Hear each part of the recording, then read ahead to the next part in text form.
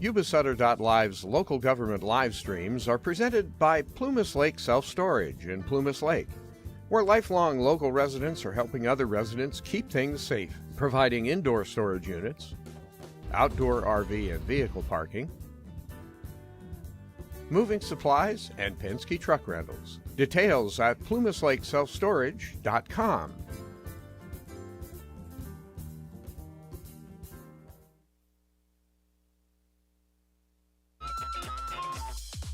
Skip's Marysville Music Cafe, with lessons, in person and personalized. Instruments including guitars and amps, horns, strings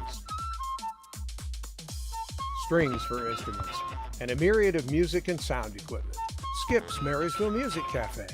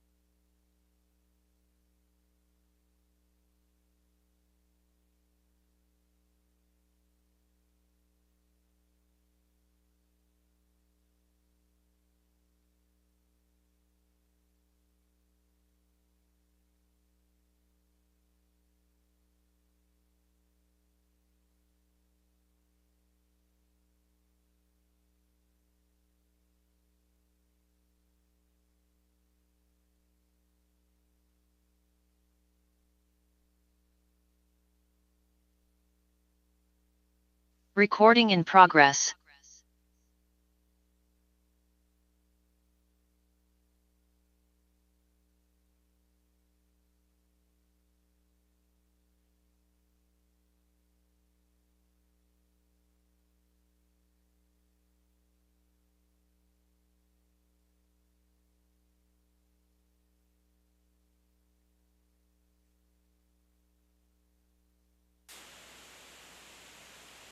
Madam Clerk, we okay? Thank you. Good evening, everyone. This evening's meeting of the Marysville City Council will now come to order, please. Madam Clerk, roll call. Councilmember Belza.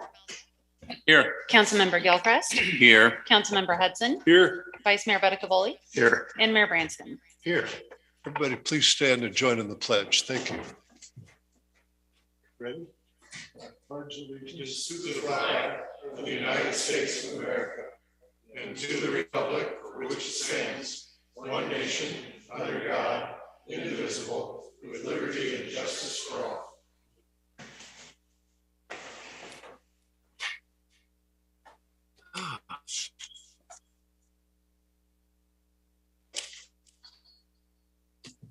Madam Clerk, any changes to the agenda?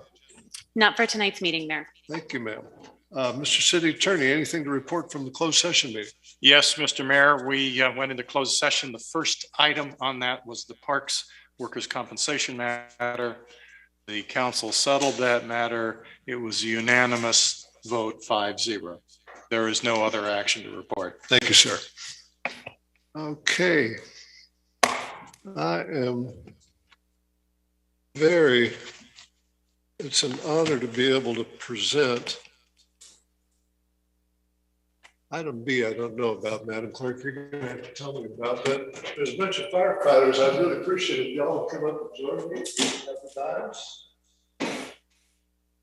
Test. It is Firefighter Appreciation Month. All these guys are in better shape than I am, that's for sure. Look at them, big, strong guys.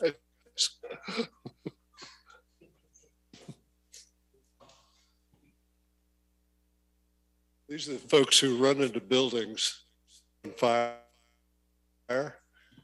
show up when people are hurt, and God bless y'all. This proclamation in honor of Firefighter Appreciation Month. Whereas Firefighter Appreciation Month is a time to honor, pay respect to, and celebrate these extraordinary men and women. Whereas the role of a firefighter today is one of dedication, commitment, sacrifice, and willingness to put their own lives on the line. And whereas Firefighter Appreciation Month is a time when the community can recognize and honor the sacrifices that firefighters make to ensure that their communities and environment are as safe as possible. There's also a time in which current and past firefighters can be thanked for their contributions. Thank you, Brad. Past firefighter on the council. Whereas hailing from all walks of life, there are fathers, mothers, brothers, sisters, aunts, uncles, grandparents, neighbors, and mostly friends. They protect us without wanting of recognition or reward. And whereas in our time of need, they are there with courage, compassion, and loyalty. They are the essence of the true meaning of community. I get a little emotional for you. Now, therefore, be it resolved that I, Mayor Branscombe, and the City Council of the City of Marysville do hereby proclaim September as Firefighter Appreciation Month, and we encourage all citizens to recognize not only our local firefighters, but those worldwide for their courage, selfless service, and sacrifice. Honored to present this to you. Do you have a spokesman or two? There we go. Sir. I'll tell you what, we all love you, so you can do something from the back or whatever you want to say. Well, thank you for your support. City Council and the City of Marysville has always been very supportive of the fire department and the personnel. It's always appreciated. Amen.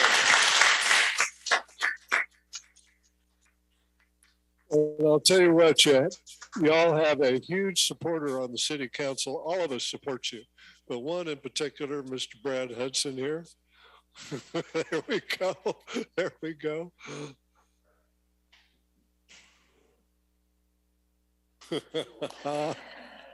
Awesome. Here, let's, there we go.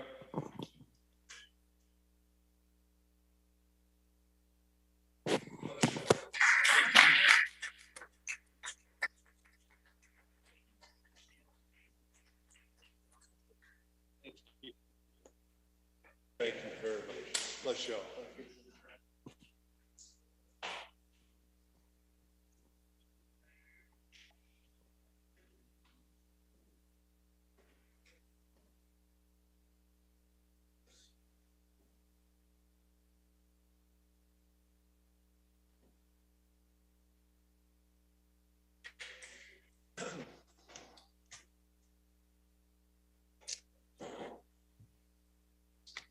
Firefighters run to fire.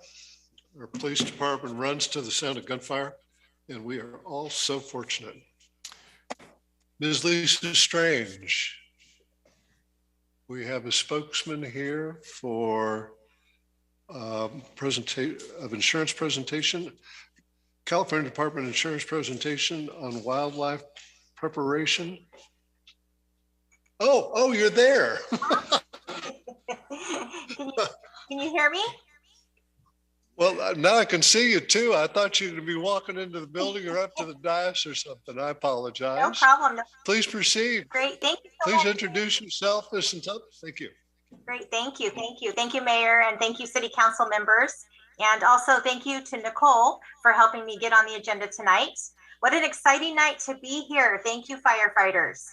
As the mayor mentioned, I am Lisa Strange, and I serve as the Northern California Outreach Manager in the Department of Insurance's Community Relations and Outreach Branch. I'm happy to be with you tonight and with the constituents to give an update on the work we've been doing on your behalf. As we know, California's devastating wildfires are a call to action. And so we've been using every tool available to improve insurance for Californians. These last 3 years, after 10 of the most devastating wildfires in our state's history, we have prioritized meeting with wildfire survivors and Californians affected by wildfires across the state. We've met with more than 25,000 people in about 40 of our counties to specifically hear all the concerns around availability and affordability of homeowners insurance, because we needed to take all this into consideration as we looked for solutions. So learning from you and our first responders, we tackled the immediate need.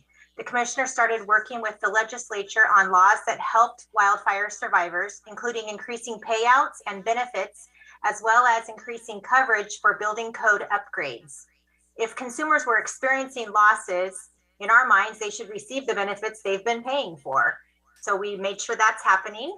We also implemented a law the commissioner wrote while he was in the Senate, which gives temporary protection or a moratorium to more than 4 million residential policyholders in areas that have been a governor declared wildfire emergency.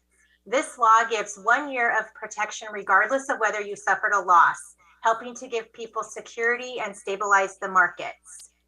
And then third, we increased the non-renewal notice insurers must give you from 45 days to 75 days. So it gives you about another month to find alternative insurance following a non-renewal. And then we're also always asked about the Faire plan. And so we've ordered some improvements there as well. As you may know, the Faire plan is the insurer of last resort. And what you may not know is the Faire plan is not a state agency, nor is it a public entity, but rather it's an insurance pool comprised of all insurers doing business in California. And it's been around for about 50 years. And we learned that it has not been updated or improved in a long time, about 2 decades. So some of the actions we took were ordered the Faire plan to offer a comprehensive policy option and to increase its coverage limits. The Faire plan is suing us, and we're not going to give up on trying to keep homeowners.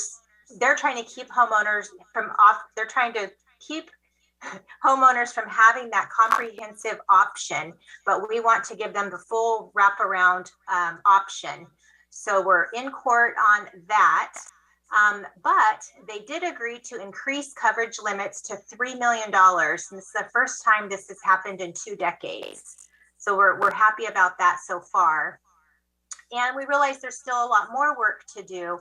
So in our meetings with communities and leaders in this space, we realized everyone was working on this issue kind of in their own silos, tackling their own areas of expertise, but not necessarily considering sort of all the issues policyholders have to deal with.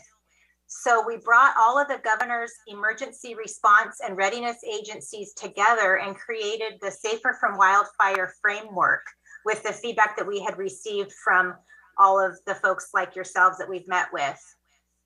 And on September 1st, we submitted the regulations for final approval. And so basically, what I kind of just wanted to kind of high level share tonight were the 3 layers of protection that these regulations will provide once approved. And they are, step 1 will begin by protecting the structure, which is giving you specific things you can do to ensure your roof, walls, vents, windows, and all of the things in your structure are upgraded to be safer from wildfires. And then step 2 is protecting your immediate surroundings, such as your backyard, deck, or other outbuildings. And then third, and really one we view as pretty critical, is involving the entire community in fire protection, which would include programs like FireWise, which brings neighbors together to protect their homes. And we know that California has nearly 500 Firewise communities, which are more forming every day. And so to ensure the success of this framework, these regulations are focused on safety and transparency, and we'll do this in 3 ways. One, which we hear a lot about, is pricing. So it will require insurance companies to incorporate this framework into their pricing, driving down costs for consumers, and the insurance companies will have to submit new rate filings that recognize this safety. Secondly, transparency. Huge. We hear all the time that consumers do not know what their wildfire risk score is and no way to obtain it. So this will make sure that property owners can get their wildfire risk score and the reasons for it. And then the department will have oversight over this. And then third, right of appeal. Consumers will be able to appeal that risk determination when they've done the work that I mentioned a few moments ago. So once these regulations are approved, each insurance company will then need to submit their rating plans to us for review and approval. So we do expect this whole process to be done and implemented right around January. So just a few more months. And also wanted to just share that we do know a lot of these actions are working, because we have seen insurance non-renewals fall by 10% in the latest data, which is the biggest drop in years. So we're very grateful for that. And then additionally, because of the oversight and advocacy by the department, we have 19 companies and counting offering discounts for home hardening actions for those with wildfire risk. And we do have that link on our website, which I can send to Nicole to maybe share out with all of you if you wanted to check and see if there's some insurers on there offering discounts in your areas.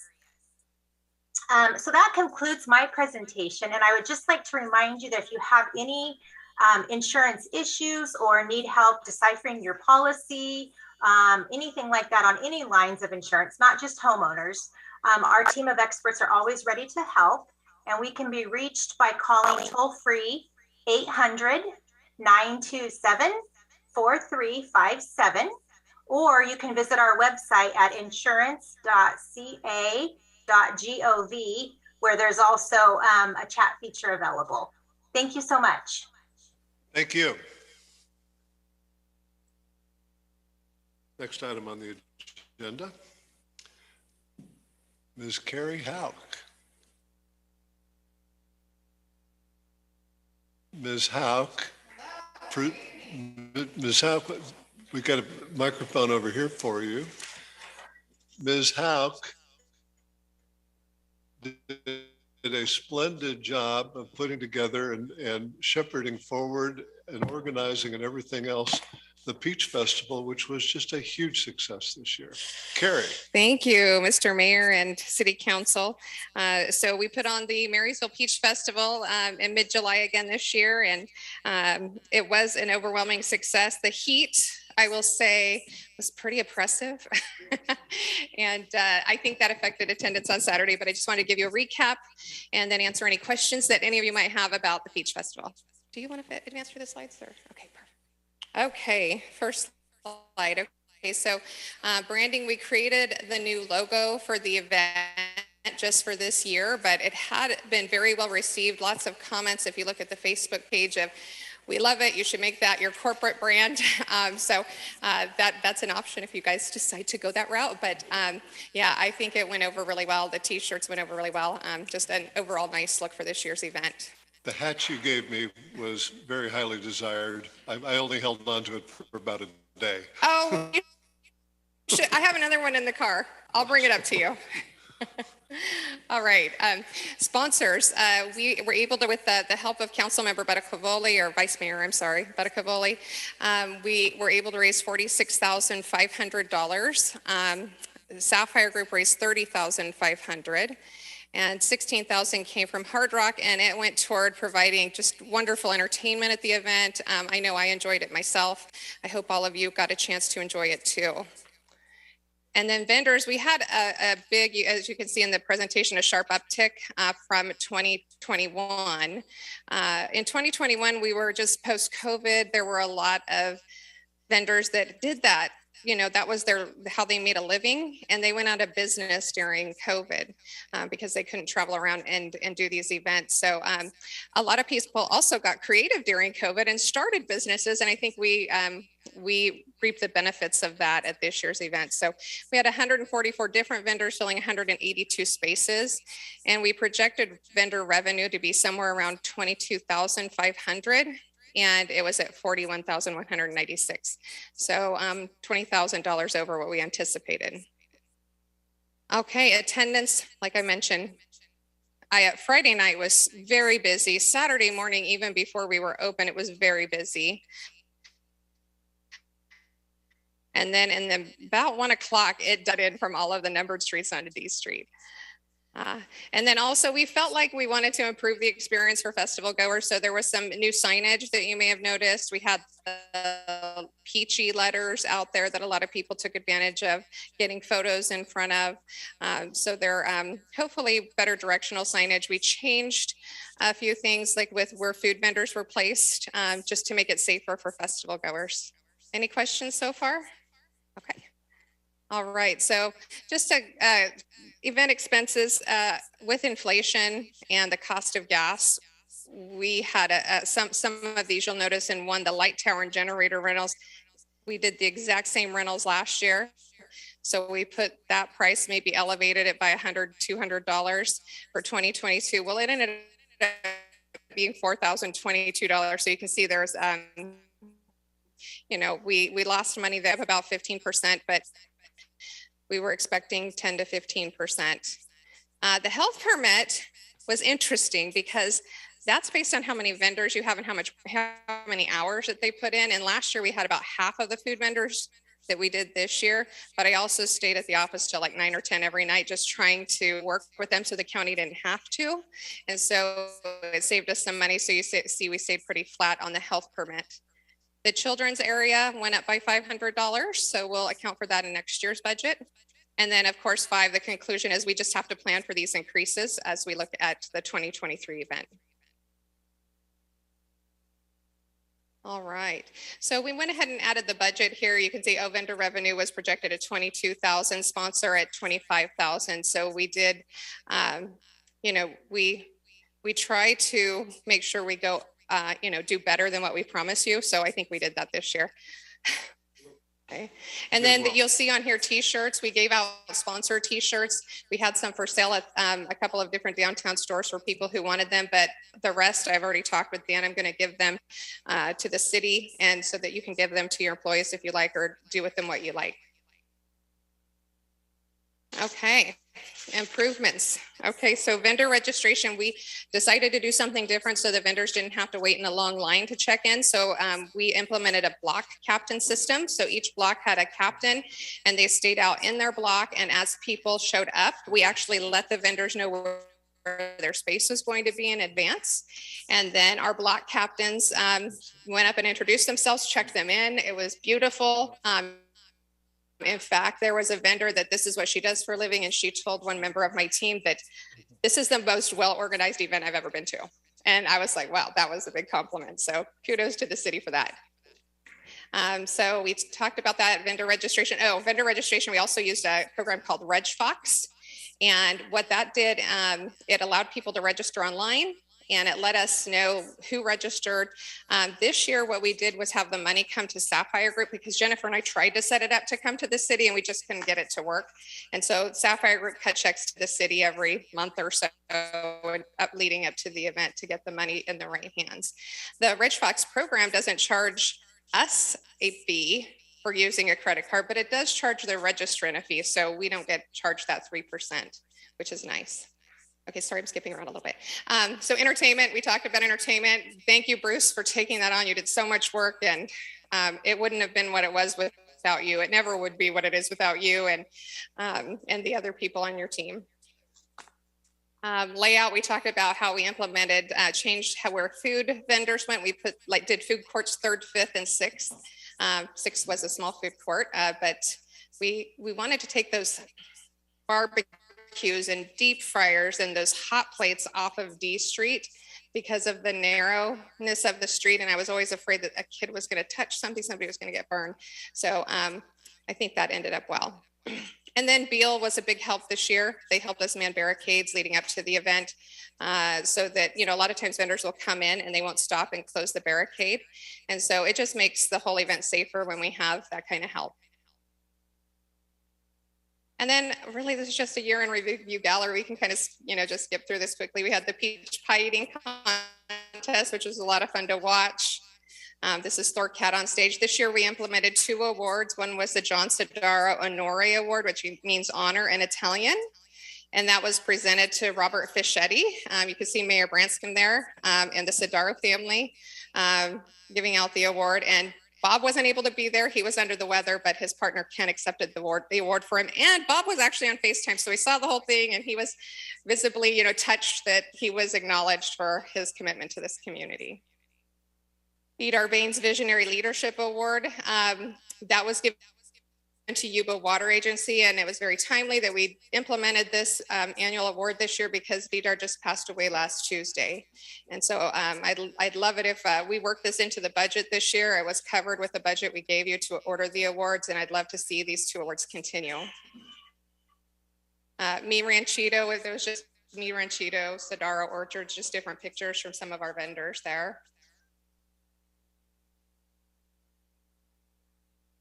The one on the right, we had the tasting. Dan, who else was in there that might be here tonight? Well, we had a room full of tasters, judges, and they were very full at the end of the tasting competition. So we had a sweet, a savory, and kids category. But this was one that somebody from the public brought in that was just beautifully done. This is our first place winner for the sweets competition, the sweet side of the competition. They got a sign to put out at their booth, and this is us giving them, we also gave them a cash award. I think it was like $50. And the Training Zone hosted their Peach Festival 5K run walk. And then the Marysville High School FFA hosted the Peaches and Pancake Breakfast over at Silver Dollar. And these are just some pictures of the downtown area in the evening. The Fiddlin' Brothers were there. They played on stage. They were just adorable. They did a great job out there. And then if any of you were there and saw the Cotton Candy Cowboys, those were like ginormous. Like they were like 3 feet, 4 feet. Anyway, it was fun to watch. And then I just wanted to say a special thanks to Marysville police volunteers who are always there for us every year. They put out our all They helped with check-in. They stayed at our headquarters in case anybody went there to check in. Beal volunteers, all of the Marysville staff, from City Hall staff to Public Works to Fire to Police, played a role here, and we couldn't that you have here. Our garbage cans, and then they helped Sayla with some of the trash management. And then our Tasty Treat judges, of course. The Marysville Business Alliance was great. Damona from Digs on Deed, Dana and the team from Sissy's Attic, they all sold t-shirts to the public. Training Zone Save Mart sponsored the peach pie eating contest and gave us 25 pies for that. So that was awesome. Of course, the FFA, Marysville Youth Shooting Sports, I didn't have a picture of it, but they put on the Peach Pub Crawl on Thursday night. So the city, introduced that last year, and then a nonprofit took it over. So it's a fundraiser for them now. Results Radio, 93Q. Yuba Water Agency had a great display with their television, and they played the Tricky Yuba on the big screen out there. And then, of course, we couldn't do it without all of the amazing sponsors. So we want to give them a shout out too. Any questions for me? Looking around the council, I thought it was fabulous. It was from First Street through 6th Street, right? It was first and off to the side here and there. And Ron Carlos, who runs the Casa Carlos, told me that is always their biggest night of the year, the biggest day of the year in terms of business. And they do a lot. It was wonderfully peaceful, wasn't it, Chief? Absolutely. Exactly. No, it's fun when you can have an event like that and everybody's just enjoying themselves. I thought it was a great success. Thank you for what you did and what everybody, all the volunteers and police department and city services. I thought it was just wonderful. And Bruce for the music. No, Bruce had a connection, was able to get some extra cash. And yes. And you also played at one of the venues, didn't you? Yeah, at the absolute hottest part of the day on Saturday. It was a little warm, I remember that. Gosh, now let's talk about upcoming events. Now, the Veterans Day Parade is put on by the Veterans Association, correct? Right. And then you're involved in Christmas time, aren't you? Yes, the Christmas parade will be on December 3rd. In fact, I was doing work with sponsors today and already am raising money for that. So that's already on heading, in a good direction. So I did present some potential themes through Dan to the city. So I think there were 4 that I presented. So the city staff's getting some say in what the theme of the parade is. Well, we'll pray for good weather. Yes, and there's a new event that will be coming to Yuba College called the Makers Faire. And that will be on October 15th. It's a 6-hour event, but you've seen like robotics competition where the robots fight. You'll see stuff like that, but it's also people who make handmade items or very unique, like steampunk type things. And Yuba College is a big promoter of it, as well as Wide Awake Geek, Chuck Ferguson, and we're helping with that as well. We put on great events and great parades, and thank you so much for everything you did. So I'm just Chair. I think as a similar information she shared, I missed the opportunity to speak about the beach. So I just want to say, fire department making the peach team, peach lemonade, and I don't miss those super hot days. But I want to thank you, and I know that you, Kary, specifically kind of started the Peach Festival some 20 plus years ago with another organization you worked with, and I think just the seamless flow of the way it went this particular time, from what I witnessed from this side and what I've heard from city departments, police department, and Marysville department, fire department, so forth, that it was just well done. I just want to say thank you. And I heard that the Marysville High School, Marysville Youth Shooting Sports Club did a good pub crawl. I don't know much about that, but it went pretty well from what I understand. Well, I stopped in at Cortez Room. We were setting up the night, that night we were marking the streets, and it was fairly busy. Well, I just want to, I think it's awesome that organization is able to make it a fundraiser for them. Yes. And it was taken off of your shoulders and off the city's shoulders and so forth. And I think that was a phenomenal event, and it went pretty well on all sides. And of all the years I've been involved with the Peach Festival in one way, shape, form, or another, I will agree with Chief Sachs and everybody else that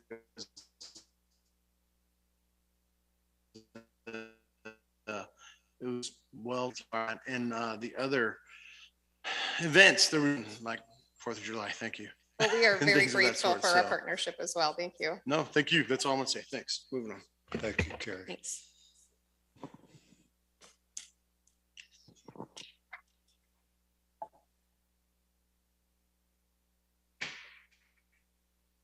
Okay, we'll now move to the Community and Consent Calendar Forum. And I've got a paragraph here, protocol. But at this stage, anyone can speak about anything they want to speak about. We just, if it's whether on the agenda or not, if it's not on the agenda, an agendized item, we're not allowed to respond. And here's my paragraph. Individuals wishing to address the City Council concerning consent calendar items or matters not already on the agenda are invited to make oral comments of up to 3 minutes. If you would like to comment and you're attending the meeting in person, please complete a speaker's card and return that to the city clerk. When called upon, please go to the podium and to address the council. If you're participating via Zoom and would like to speak, please raise your hand via Zoom. When you're called on by the city clerk, you will be unmuted and you can address the council. Whether you're here in person or attending via Zoom, when called upon, please give your name clearly for recording. You are requested to address your comments to the council and not to the audience. By state law, the council is not permitted to undertake any action or discussion on not appearing on the posted agenda, as I said. If you have any documentation that you would like to be distributed to the council, please mail it to the city clerk, 526 C Street, Marysville, 95901. Madam Clerk, do we have any members of the? We do, Mayor. Our first speaker will be Mary Berg. Welcome, Mary. Hi. My name is Mary Berg.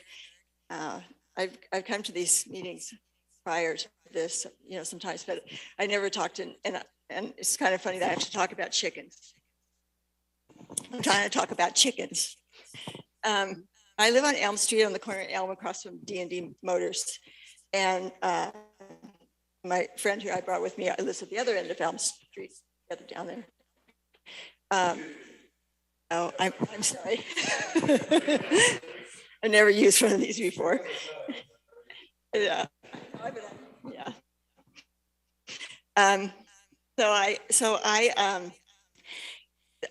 Someone moved in a few months ago on right across the vets hall, the VFW hall, and they have chickens.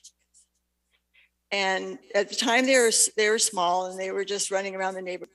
Half of them have become roosters and they've gotten bigger and they run through the entire 2-block neighborhood. And I have a house on the corner that I really like, and it has flowers and everything in it. And they have torn up the flower beds. They do it every single day, several times a day. The whole neighborhood is now up in arms over this issue. And so this is what I did to mitigate this, try to mitigate this. First, I went and talked to the people 2 or 3 times. They don't answer their door.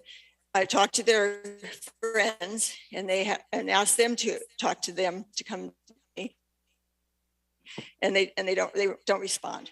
The man across the street from them called the animal control. She came out, but we never knew what happened. And so the chickens continued. So then I called the police department and first I filed a report 3 times. Nothing happened. But the 3rd time I got, I told her finally I have the animal control. And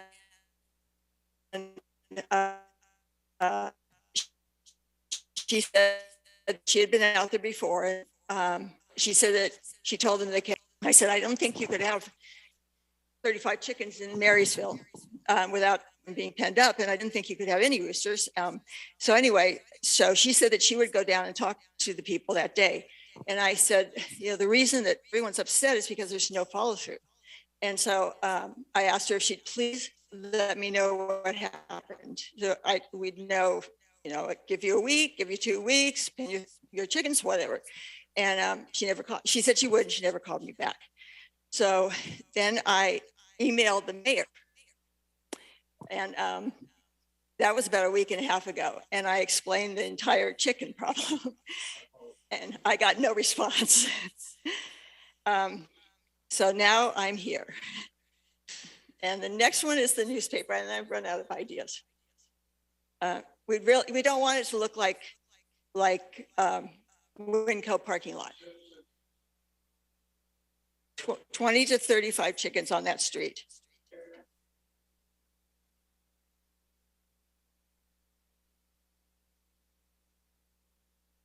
I'm trying to get clarified. So there's 20, 35. I just want to make sure I heard correctly. They've gotten bigger. Half of them are roosters. And I'm not saying this to be funny or anything. You must be well acquainted with the saying that you cannot sneak sunrise past a roof. Yeah, the whole neighborhood is. I'm sure. And what I'm mostly concerned about, besides our property, is that they're going to have babies, and they're going to have babies, and then they're going to be on B Street, and that's a problem for me living in Marysville. I just like the city. Okay, well, I do understand, and again, we're not supposed to engage on these things, but I do understand. I leaned over to the city manager and asked where we stand on this, and I understand the police department is engaged. And I don't think I can go much, but you've got our attention. Thanks. And by the way, you've got my sympathy too. Oh, I had thank you. some roosters. I live over on Ellis Lake, and I had some roosters near me. And every morning, God bless them, they were there. I know those roosters, and I was going to send you some chickens right on that new landscape you're going to do. Yeah. Well, email's tough. I get probably 100 emails a day, and it's hard to see them all. So I apologize for not responding to that. I want to do that in public. But I do understand this has the attention of the city. Thank you. Okay, thank you. Madam Clerk. Speaker will be Kathleen Herring.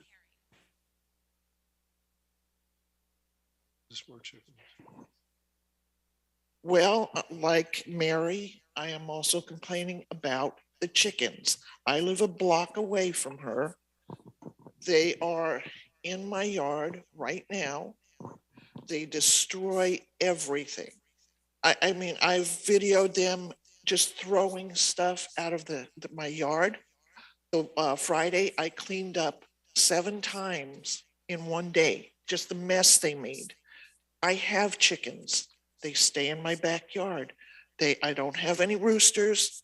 I don't let them run around or anything. These are a nuisance. They go from all over the block. They've been down at Ellis Lake. I've had neighbors tell me that the chickens have gone after them. One flew at the lady's face. A rooster will do that. I also have to complain about the dogs. Where I'm at, I've got the chickens down here. I've got the dogs down here. The dogs sometimes chase the chickens. The dogs are in my yard. They're in the road. They're all over the place all the time. The same house with the dogs, they have trash that is piled this high, and it would go from here at least to your desk. And it's nasty. I've called code enforcement. I've called animal control multiple times. Yesterday is the first time that they got back to me. Code enforcement knew the house I was talking about. They said they're working with them. Working with them is doing no good. This has been going on for years. This house at times has gotten the biggest dumpster you can get and filled it up 3 and 4 times. They continue to do the same thing. I'm getting rats in my yard. The debris that comes from there is just unbelievable. I also now have 5 cats because this same house, they not only collect garbage, they have the animals, they collect every animal you can think of. Then all of a sudden they stop feeding them. They go to my house, they go to Linda's house, they go across the street. It's just out of control, and there don't seem to be any consequences. It's like, okay, we're working with them. Like Linda said, what is the timeline? How long do they have to get this stuff together? Even though the technical rule is that something not on the agenda, we cannot take any action or discussion on, but action or discussion is a formal process of the council. We can't talk to you about it. Okay. And you've got our attention. Thank you. You've got our attention. I'm looking at the police chief, and I know you have his attention. I have so many pictures of the garbage and the dogs and everything. At one time, they had refrigerators and cribs and everything 15 feet out into the road. It's City manager. Yes. I would like to ask the chief to give us an update on the situation, at least on the chickens. This is the first I've heard about the garbage and the dogs, but I believe we have been working on this issue in that neighborhood. So, Chief. Yes, thank you. So in reference to the chickens, we've been working on it for the past 30 days, working with them to try to capture them. They're not the easiest things to capture, and So therefore, they've been given several different ways of that they can capture them. I mean, our animal control's busy enough as it is with everything else going on. We don't have the time for them to go sit out and hold a string over the latest umbrella trick to, fall over the top of the chicken and catch it. That's what we did on 4th and Pine Street for a little while. Takes quite some time, but we've given the owner several different ways that she can capture those. They did an inspection of the place. There's 15 chickens at that location. Currently, most of them are all hens. There was some roosters that were there. The roosters are all gone except for one as of yesterday, and they had a home that they were supposed to rehome it by last night, so they'll be following up at the end of the week to make sure that that rooster has been rehomed, however, so it meets the code for no roosters in the city. So it's still there. Okay, so it's still there, but they'll follow up at the end of this week. I'm just giving you the update as I knew of it this morning, that we have been working on it, and that if it's still there at the end of the week under the current code, then the fines will start acquiring each day on the resident or the property owner. So that's an update on that one. I believe the second location that she's talking about is the corner of 18th and Elm. Is that correct? Yes. It's Melissa DeBolt's house. Yes. There's not refrigerators or couches or anything 50 feet out in the road. There's a motorhome typically parked there with a vehicle. There is other vehicles that are required because she allows several different people that are residentially challenged, I should say, stay at her place. They do have a plethora of cats at that location. The dogs have been minimized at that location. When we say we're working with them, it means we're working on the location, because I've specifically been out there even the last 2 times myself with our team, and we have actually cited Melissa and some of the other residents there for things that we could cite them for. And then we also had Public Works show up, and because there was some debris on the side of the road, so we decided to clean up that debris ourselves and remove that with Public Works and the dump truck. So that is one of our code enforcement target locations. We're there constantly. We've been there with Fire, with Andrew from Fire, to look at any enforcement we can do on that side.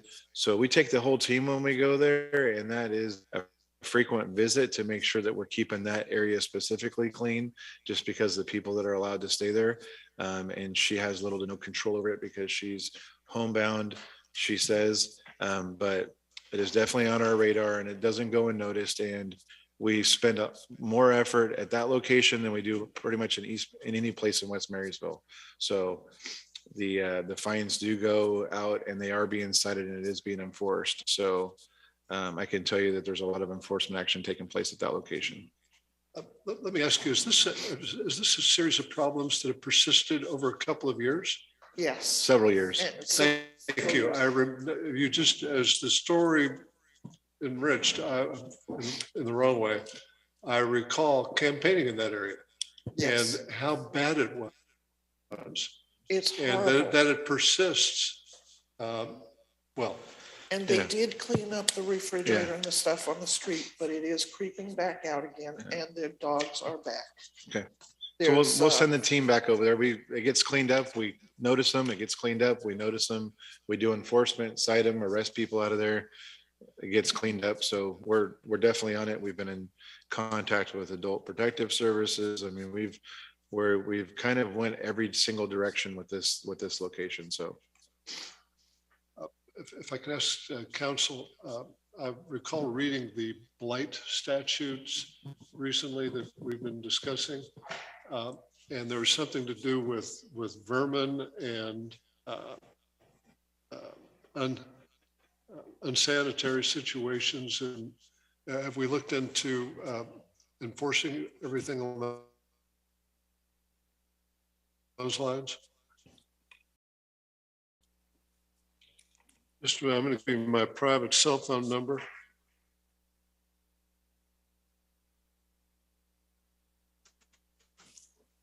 Want to come up here?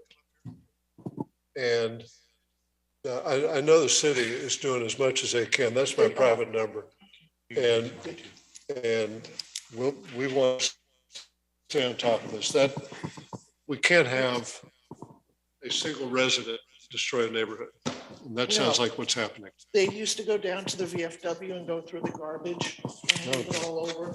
But we got that taken care of. You got our attention. Thank you. Thank you.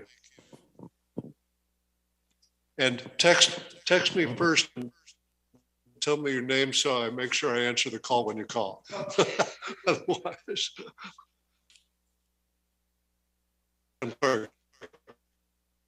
Any other?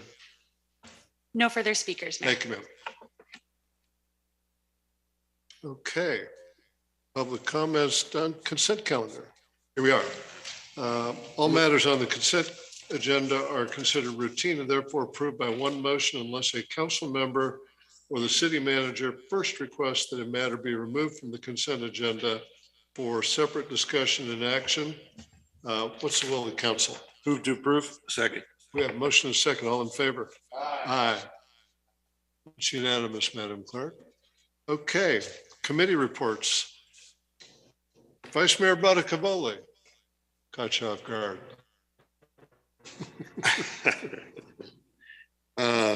Gosh, I'm trying to think. The committees. Obviously, the Rec Development Committee, we have been working heavily, Dominic, myself, Jim, Dan, with the new ball team and trying to get the field in the condition that we want to see it in. There's also some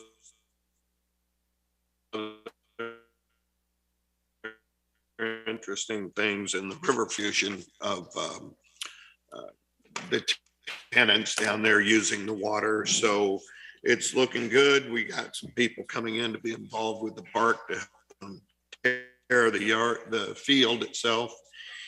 And I don't think I have any other report that I can comment on. Any other committee that I can comment on. Thank you. Thank you. Councilman Hudson. I'll be brief. The Yuba-Sutter Transit Board has been approached.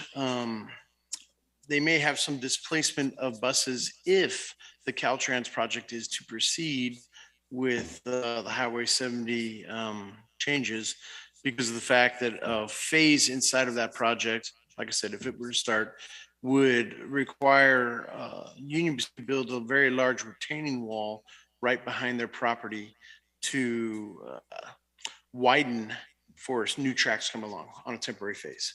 And so that retaining wall would displace a bunch of buses that they currently don't have spaces for. And they may have to find a temporary location either within the city or potentially at their new location inland off of North Beale for temporary assignment with a security guard and so forth, just to park the buses there, because our facility over here on B Street is already restricted. And if they end up having to displace a bunch of bummer, if that project will move forward. Just a quick comment. Is that something that we can look for space for them? Yeah, we could definitely look space for them.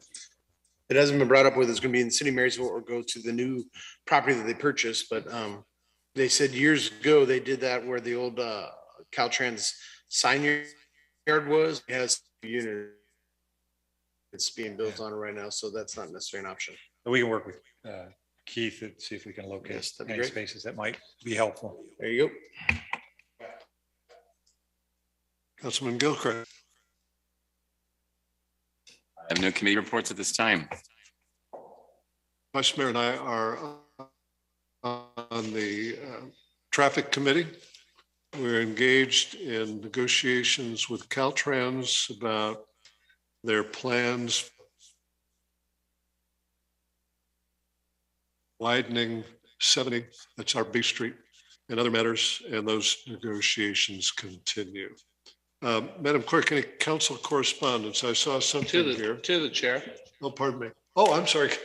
I was ready to go. Councilman Belza, please forgive me. Not a problem. Thank you. I just wanted to dovetail with Councilman Buttacavoli's some of his comments regarding the rec committee, and I just want to say a deep gratitude and respect to the the Gold Sox ownership for the last few years as they've kept baseball going in Marysville. And I know the city's been over backwards for the last few years to help keep them alive and keep them moving forward. And they're a deep part of our community. And so it's a challenging time, but am excited to see what the horizon brings with some of these other items that we're looking at as far as the ballpark goes. So that's all I wanted to report on committee items. Thank you. Not a problem. Okay, Madam Clerk, any council correspondence? Not for this meeting, Mayor. Thank you, ma'am. Mr. City Manager. I have a few items. First of all, tomorrow we will be doing a demo on an asphalt grinder in the 14th Street and F area, I believe, as well as our corporate yard. I'm expecting to see Councilmember Hudson out there to witness that. It is a demo to see how that equipment works and what we would need to do some of our own road repair work in the future. So that will be happening tomorrow. Should be minimal disruption, but there will be some disruption in that part of town. Say Love cleanup. They'll be likely focusing on the sand plant area this weekend, cleaning up some refuse and trash generated by illegal campers. They may do some work on the Bryant Park field, some cleaning, and that is much appreciated. We have Hoptoberfest. Hoptoberfest, did I say that right, Dan? On October 8th. And we have the Tales of the Crypt event at the cemetery on October 8th as well. And then I'm not reading these in order, but Mariachi Festival at Riverfront Park on the 25th. So a lot of events going on. Very happy to see that. I know we have been working diligently, particularly our city attorney and community development director on the B Street property. And I believe we received some correspondence back from Engstrom already, producing some of the information they need. We're going to be taking a deep dive on that. And the good part is it looks like they're moving right along, and we're not slowing down one bit on that. Once we take a look at that, I'm sure we'll be sharing that with council. I do want to address the chicken issue somewhat and the blight conditions. We have been working on dealing with blight. I don't know if the chickens were on the radar. That's kind of an unusual circumstance, but certainly weeds, accumulation of debris, broken and boarded windows are all. We have been giving warnings, and we'll likely start citing as we go through that process. So council may hear from constituents regarding that, and I would expect some of it will be positive and some of it will be negative. So just a forewarning there. The other forewarning I will say is I expect next meeting to be a very heavy schedule, just because of the items I see coming up. We've had some delays that were supposed to happen in the last two meetings, and I think we're going to have quite a bit coming to fruition next meeting, so it won't be as short as this one, likely. And that's all I had. Thank you, sir. Council comments or requests? Start with you, Councilman Belza. Thank you, Mr. Mayor. Just want to thank Sapphire and Kary with the Peach Festival. They did a great job this year. Very thankful for that, and thankful for our fire department, and very much appreciated. And I wish Chief Sachs good luck with his chicken wrestling. We as a council several months ago talked about the topic of town hall meetings, And just would ask staff to revisit that and see if we can get something moving. We all voted in agreement to move forward with something there. And so I thought I'd bring that back to surface. And that is all I have. Thank you. Thank you, sir. Councilman Gilchrist. I am curious to get an update on the redevelopment agency properties, those that are the ones that were tied up. Just curious. I can let our community development director respond. So there are a few that are still tied up with HCD, so they're in the notice stage. What's HCD? Housing and community development. Housing and community development. It's a state agency. It's for the people in the back of the room. Yes. So it's housing and community development with the state of California. We have until about November 15th to hear back, and then we'll be able to bring them to council with development agreements. We'll bring them forward to you as well. Great. Thank you. Councilman Hudson. So I'd just like to chime on what Councilman Belzer said. I too am interested in these town halls getting back on board and have a conversation open and frankly with the constituents. I also just want to say thank you to my fellow brothers and sisters in the fire service. And, this is a month of appreciation, but I also very much appreciate our brothers and sisters in blue and what they do and everything as we work together as a team. On a personal note, it's been almost 4 years since I brought the idea of an asphalt zipper to this city. And it's been 4 years since I get to see a demo, which happens tomorrow, just to see if the idea will even work for the city of Marysville. And it's not going to cost us much for a demo. And I am very, very thankful that Jim and our staff have actually been able to make this happen. So I just want to say thank you. Thank you very much for letting this come forth for fruition, because I'm really curious to see how it works, even if it just comes with fixing some very inappropriate areas of our roads. 4 years. I just, if I could just make a couple of comments in my defense. I've only been here a year and a half. Thank you. The second on the town hall, I honestly, if Nicole will try and arrange that, can you please give her some attention so that she can get something scheduled on the town hall?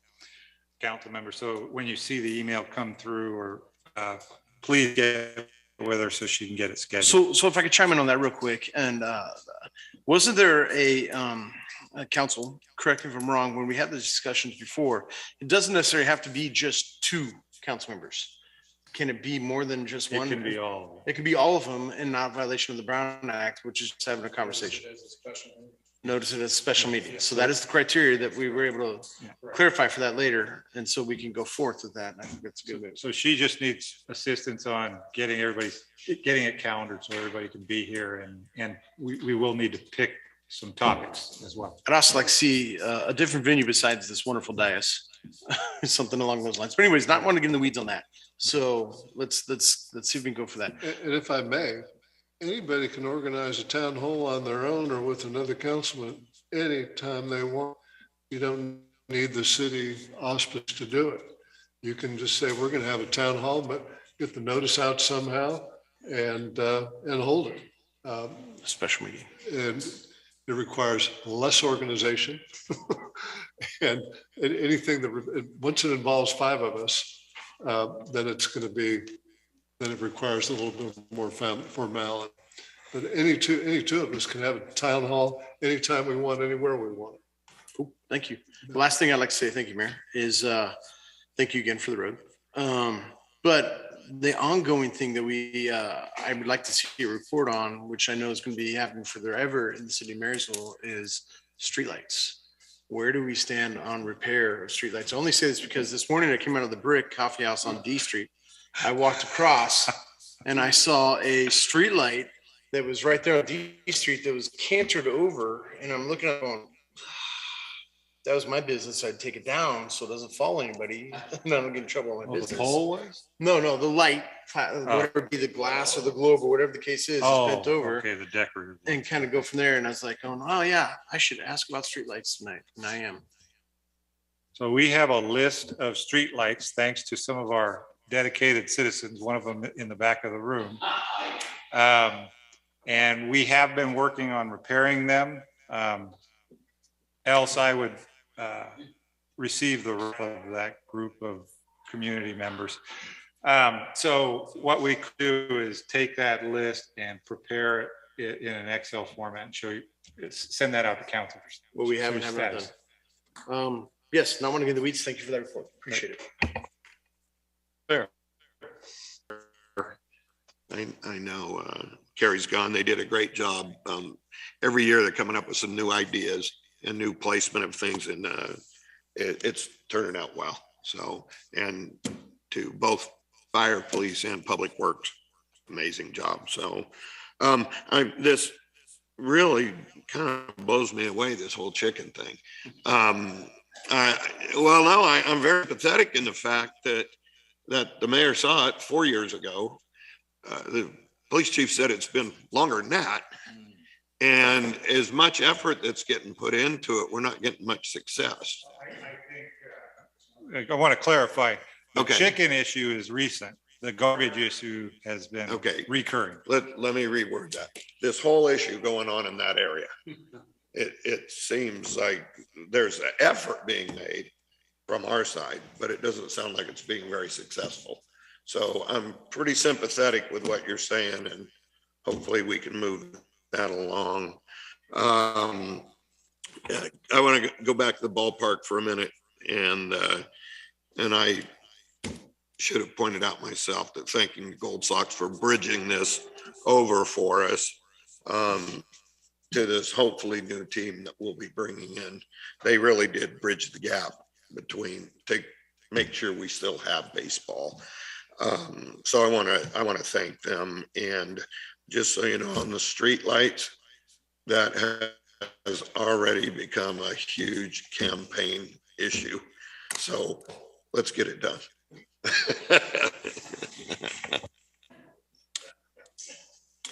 Two things. And when I was campaigning, and I'm sorry it took me so long to recall that, and I was so sad to hear once I remembered it that it was still a persistent problem. And I know there's been a great, in defense of city services, police, community service officers, what have you, there has been a really terrific effort throughout the city to deal with blight properties where cars are parked on the front lawn and the wheels are off and there's a washing machine. I mean, that you don't see that much of that anymore. There might be a random case, but I've had a case where in multiple ecology cans just overflowing and all over the place. It took forever to resolve that. And what it does, it's a corrosive effect on the neighborhood. And I know that I believe, and I think our city manager and management, and you let one go unrepaired, and the whole area and perhaps a whole city, if you let it get widespread enough, goes downhill, and we can't allow it to happen. So I'm very much in favor as aggressive action as can be taken in a circumstance like that, particularly when it's persistent. And it's clear they don't care. So if they don't care, then we will care about their legal rights. But beyond that, I think we need to care about the neighbors. And that applies not just to your situation. I think that has to apply across the board for the city. It affects quality of life, property values, safety, health matters across the board. I want to come back for a minute. Speaking of quality of life, Caltrans has a plan that is going to upset, executed the way it is, We all know what traffic is like in Marysville. It's terrible. Weekdays, busy weekdays, trying to get across one of these busy streets, navigate through Marysville, it's tough. It affects the quality of life in our city. And unfortunately, my impression of Caltrans is they don't care. And again, we're having another negotiation with them tomorrow, and they're difficult negotiations. And I can't go any deeper than that because we're trying to solve a lawsuit and what have you, but it's a tough problem. Caltrans has chosen to use Marysville as a throughway for solving the 4 lanes all the way from Chico down into Sacramento in the Roseville area. Well, 4 lanes, whatever, go through of our city, and they're Highway 20 and Highway 7, 10th Street, E Street. Also, the collateral streets, 14th, D, E, F, and G, in East Marysville, 22nd Street, 17th, East 18th, 24th Street, Ramirez. And we suffer because of this. And Caltrans has an enormous amount of power. I don't know how well we'll do in these negotiations, but we're doing our best. And it's a quality of life issue, just as the chickens are a quality of life issue. And we're very mindful of these things. That's the end of my comments. That might be the end of the meeting. Let me check the calendar here, agenda. The next meeting will be held on Tuesday, October 4th, 2022 at 6 p.m. Thank you all. This meeting's adjourned.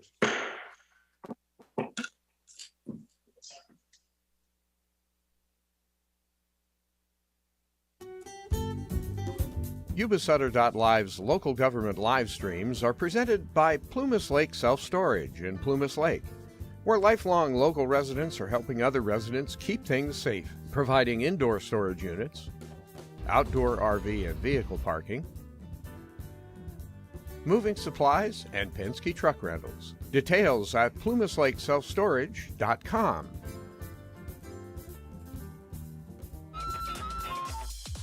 Skip's Marysville Music Cafe, with lessons in person and personalized. Instruments including guitars and amps, horns, strings for instruments, and a myriad of music and sound equipment. Skip's Marysville Music Cafe.